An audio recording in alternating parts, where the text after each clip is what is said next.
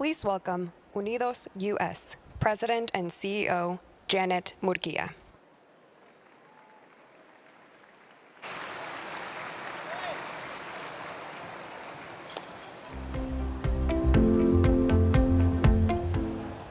Okay, we're ready to go.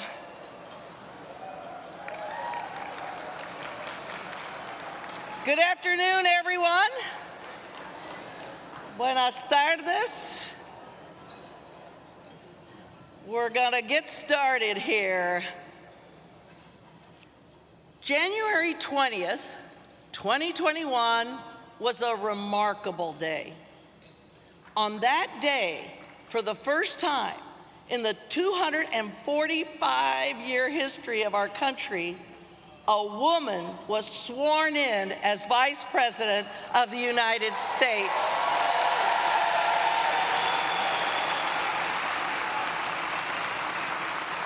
For the first time, a woman of color held the nation's second highest office.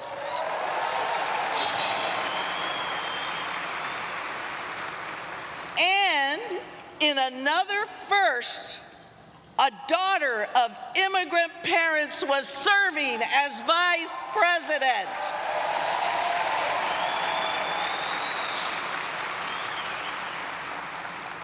That was just another historic milestone in the amazing journey of today's keynote speaker. The Vice President began her career as a district attorney, was elected as California Attorney General in 2010, ascended to the U.S. Senate in 2016 before becoming President Biden's running mate in 2020. This is the first time that the Vice President has addressed the UnidosUS conference since she became VP, but she is no stranger to our organization or our community.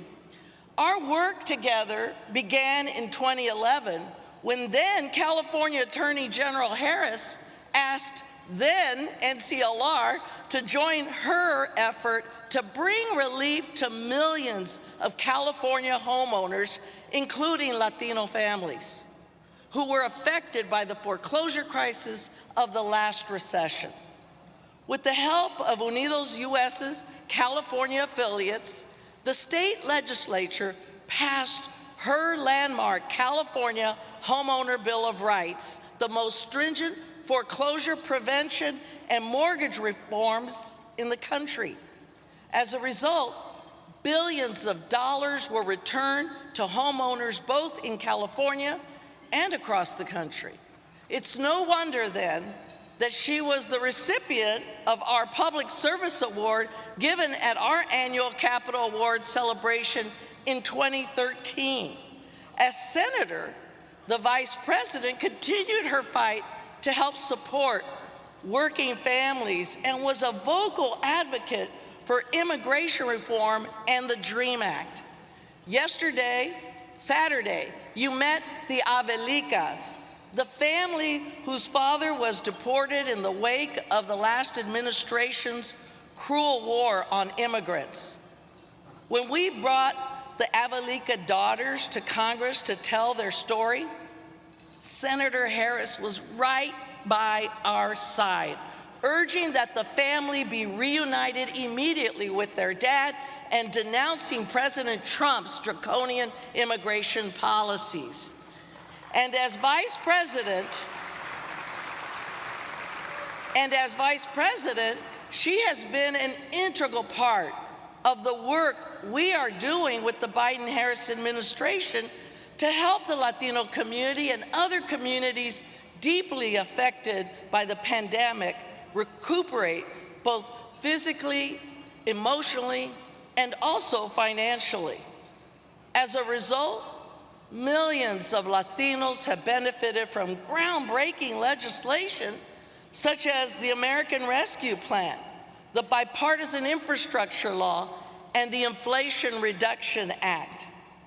And she has always had an open door to our community, to our organization, and to me personally. Recently, I was honored to have been invited to her residence for dinner with a small group of Latina leaders, where the VP, she just asked to listen to our thoughts, our concerns. She just wanted to hang out and get to know us better. You know, that dinner was just emblematic of the way in which Vice President Harris has demonstrated a special bond with our community. Like many of us in this room, she has experienced what it's like to be part of an immigrant family.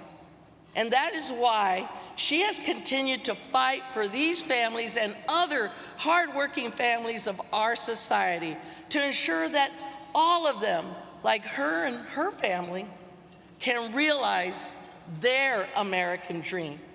Please join me in giving a warm welcome to the Vice President of the United States, Kamala Harris.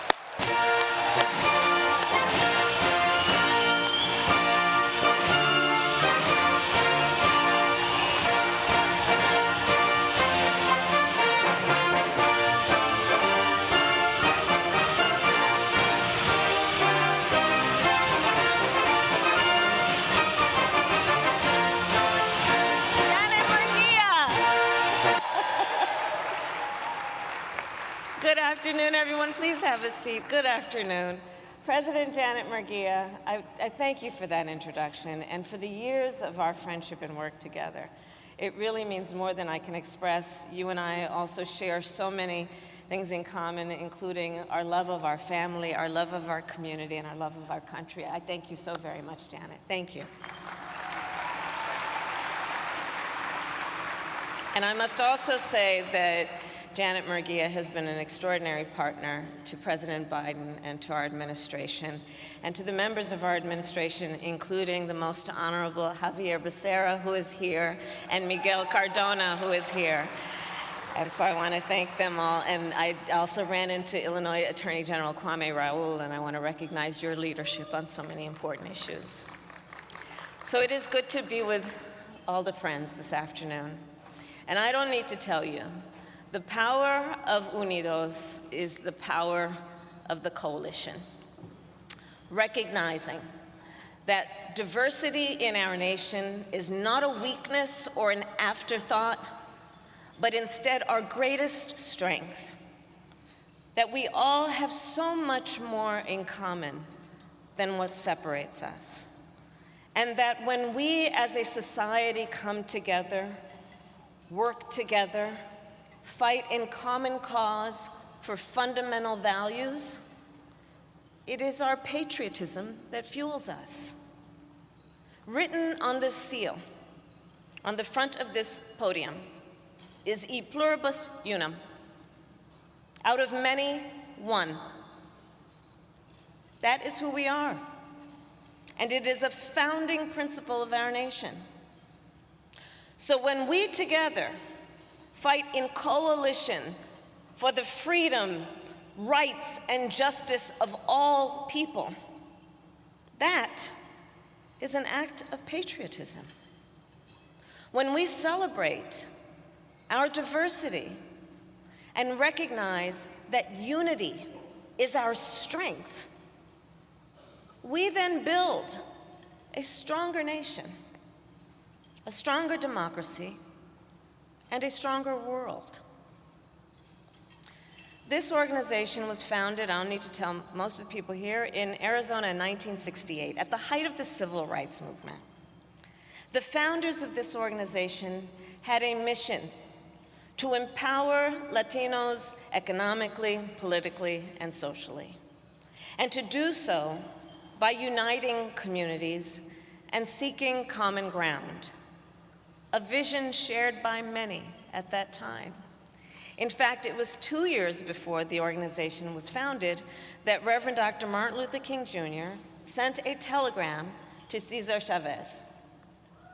In it, he wrote of the farm workers movement, quote, indeed, UFW, he wrote, Dr. King wrote, "Our separate struggles are really one. One. A struggle for freedom, for dignity, and for humanity.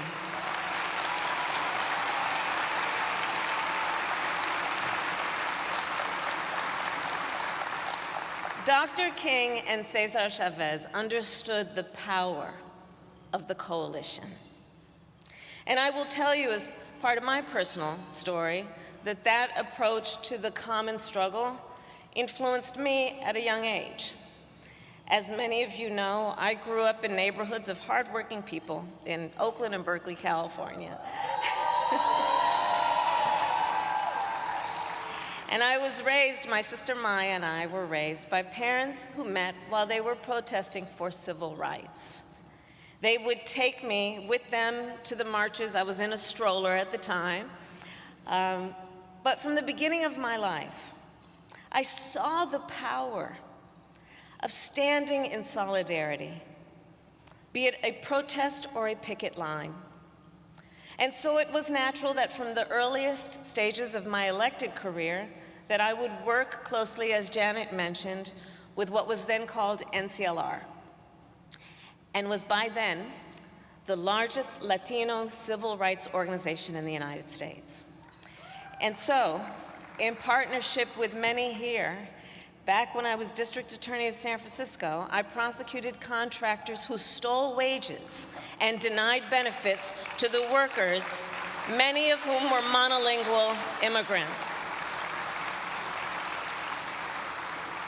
As Attorney General of California during the foreclosure crisis, as Janet mentioned, Latino homeowners were being victimized by predatory lending practices, and I fought the big banks to keep people in their homes, and as a result of our work together, we secured $20 billion from those banks for California's homeowners. And then we, together with your support, wrote the nation's first homeowner Bill of Rights to protect the rights of working families. As the United States Senator, I was proud to stand with Unidos as we held private lenders accountable, those lenders accountable for charging Latino students higher interest rates on their student loans. And of course, at the height of the pandemic, side by side, we fought for the safety and the dignity of frontline workers. And then, in 2020, of course, Unidos organized, mobilized, knocked on doors, sent postcards and text messages, posted on social media, and made millions of phone calls in states like Arizona, Nevada, and Pennsylvania, and helped register more than 120,000 new voters.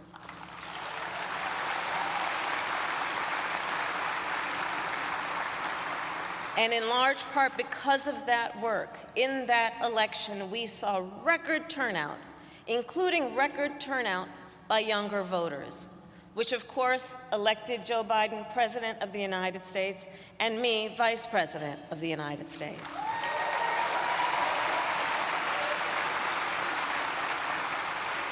And think about what our work together and our progress together has meant to so many people in just the past 2.5 years. Before we took office, many will remember small businesses were struggling, factories were closing, and across our nation, millions of people were out of work. Since President Biden and I took office, we have created 13 million new jobs, including 800,000 new manufacturing jobs. Latino unemployment reached the lowest level on record.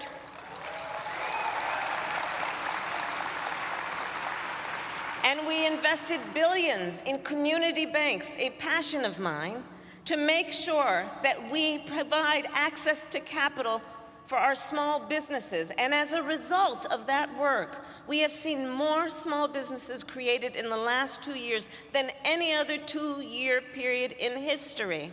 Growth, by the way, that is being led by Latinas, who are the fastest growing group of small business owners in America.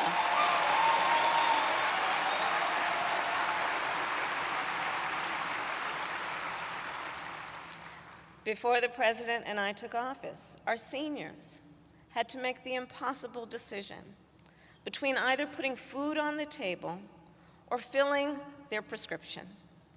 And as we know, Latinos are 70% more likely to be diagnosed with diabetes. So President Biden and I capped the cost of insulin at $35 a month for our seniors. And we finally gave Medicare the power to negotiate lower drug prices. Many said it couldn't be done. We did it. And made sure that seniors won't pay more than $2,000 a year for their medicine. All of this is part of our blueprint together for what America can be. This is Bidenomics, a plan to invest in America and build a future in which all people can truly thrive. And so all of this to then say, the leaders in this room helped to make this progress possible. And so I am here first and foremost to say thank you. And I'm here to say we have more work to do. For example, on our first day in office, the first bill President Biden introduced was for immigration reform.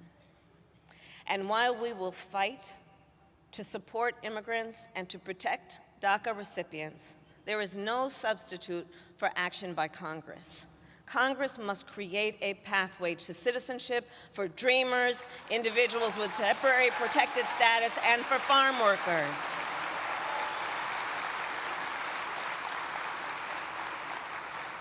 And we must also look ahead to understand the other challenges of the moment we are in.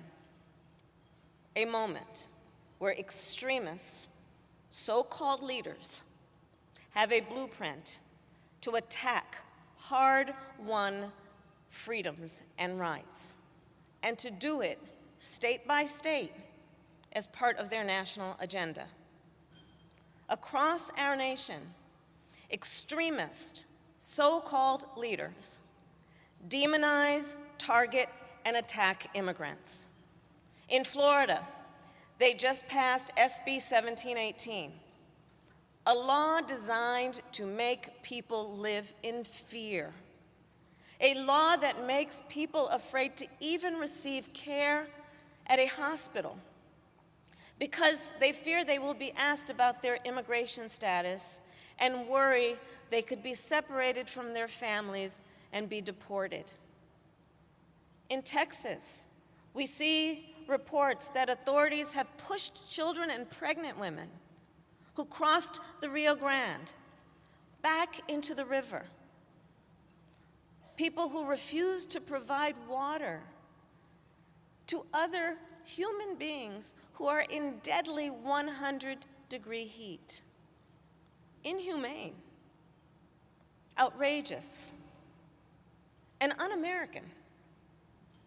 And their blueprint goes beyond attacks on immigrants, because of course last year we know the United States Supreme Court, the highest court in our land, took a constitutional right that had been recognized from the people of America, from the women of America. And on this issue, let us be clear. One does not have to abandon their faith or deeply held beliefs to agree that the government should not be telling her what to do with her body.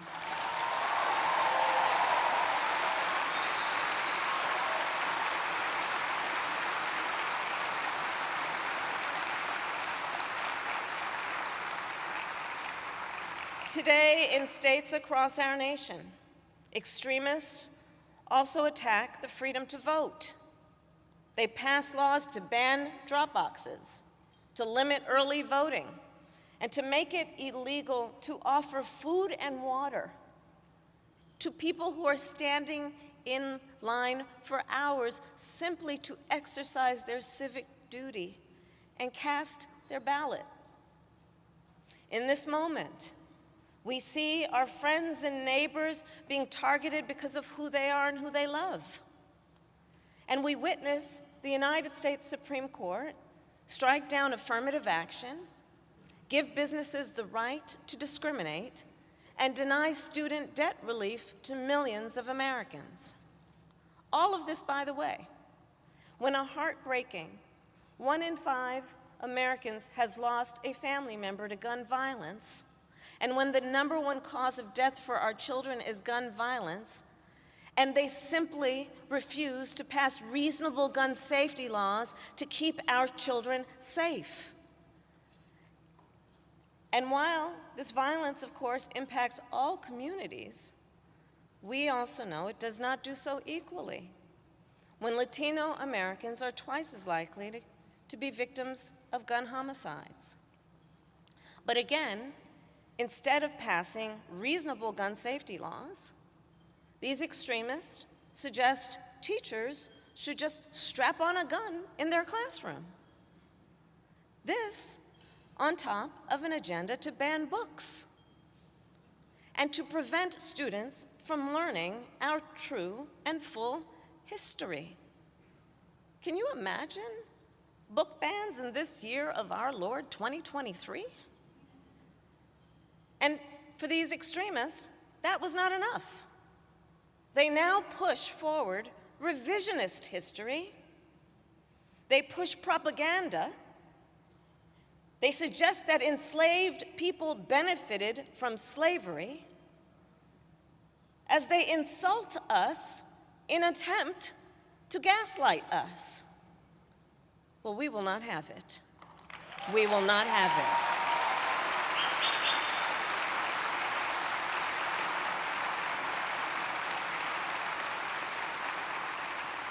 Unidos, history helps teach us where we come from, to guide us to move forward. So in this moment, let us recall the history of this very organization. Let us remember 2010 in Arizona, when extremists passed SB 1070, the Show Me Your Papers bill. And extremists, so-called leaders like Sheriff Joe Arpaio, rushed to target immigrants and families, to sow fear and spread hate. Well, this organization, with so many others, joined to organize, advocate, and go to court. Together, this organization helped overturn the most discriminatory sections of that law.